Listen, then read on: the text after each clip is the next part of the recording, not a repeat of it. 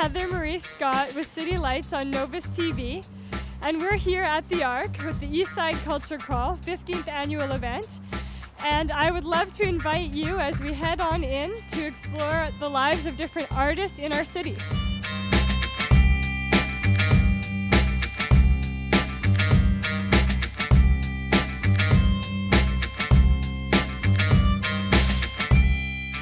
So Jeffrey, what is the Eastside Culture Crawl? Eastside Culture Crawl is a 3-day free event that's located between Main Street and Victoria Drive, north of First Avenue, whereby anyone who's making any kind of work handmade in that area will open their studio to the public to come in and take a look at the space where they make the work. There's an opportunity to buy work. A lot of people commission work. And it's basically an opportunity for artists to engage directly with the public. It bypasses the gallery system. There's no pressure to buy. As I said, it's a free event. And it's an opportunity really to sort of have a closer contact with artists in the space where they make their work. So this is great for bringing public awareness to a lot of local artists, I would guess. Oh, it's enormous. We figure that there's somewhere between 10 and 20,000 people who will come out this weekend. So in terms of exposure and awareness of what people are doing in this part of the city, between Main Street and Victoria Drive, north of First Avenue, it's huge. Lots of people come out every year and have done so for the 15 years. There are other people who just hear about it and think, oh, well, let's go check out and see what this thing is.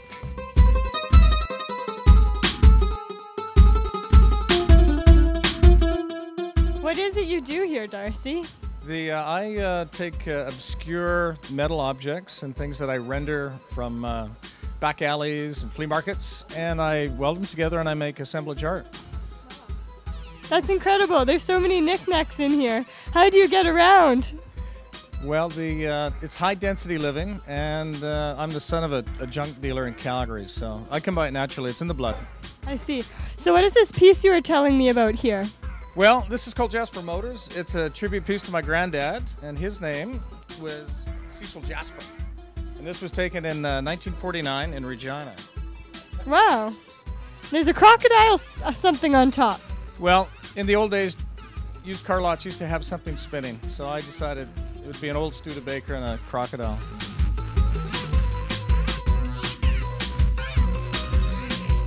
So Deb, tell us what you do here. I'm an artist and I paint abstract paintings, and I'm living in the Arc, and I work and live here. I also teach workshops, and as you can see, I'm opening my studio for the crawl and I'm selling my original paintings. So what is it that inspires your work? It looks like you use different mediums in your creations. Yeah, every series or body of work are inspired by some original point. So if you go to my website, you'll see several bodies of work, one being pure abstraction, and that's definitely inspired by nature. And another raw expression is each painting is inspired by a thought, and then I'll collage and paint on top of that thought. So there's an originating inspiration for each body of work, and then the work sort of takes off from there.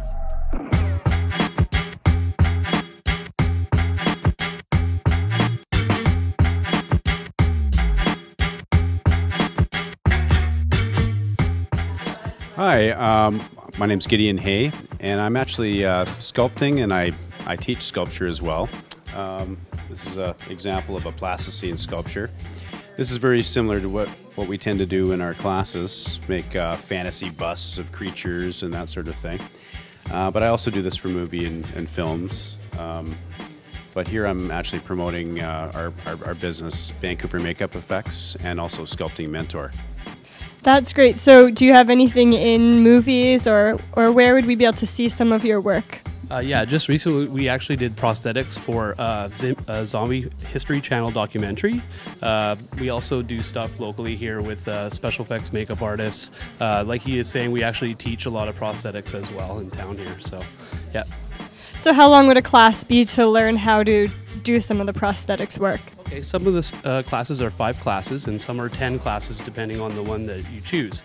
We also do workshops as well, depending on the month. Check out our website, sculptingmentor.com, and also Vancouver Makeup Effects. Excellent. And is it your first year in the Culture Crawl? This actually is my 6th year in the Culture Crawl, yeah. But normally I do it in my studio. This time I'm doing it in Dallas' studio.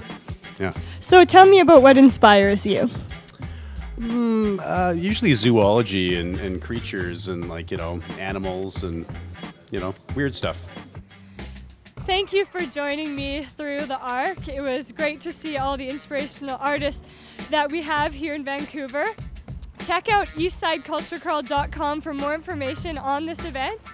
It's Heather Marie Scott with City Lights TV, Novus Television, signing off.